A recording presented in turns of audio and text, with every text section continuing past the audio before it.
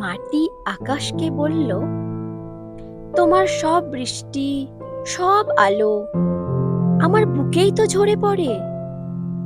তবে কেন তুমি এত দূরে? একটু কাছে এসো না। আকাশ বিষণ্ণ হেসে বলল, আমি কাছে এলে যে আমার আর আকাশ থাকা হবে না। আমার ধর্মই তো অসীম হয়ে থাকা।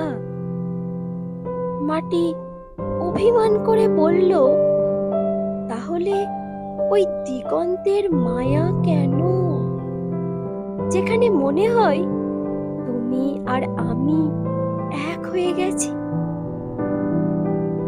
আকাশ দীর্ঘশ্বাস ফেলে বলল, দিগন্ত তো আসলে আমাদের মিলিত হওয়ার জায়গা নয়, ওটা আমাদের চিরকালের দূরত্বের সবচেয়ে সুন্দর প্রমাণ।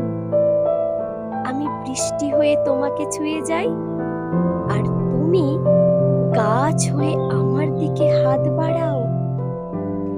আমাদের ভালোবাসাটা এভাবেই দূর থেকে হবে, কাছে এসে নয়।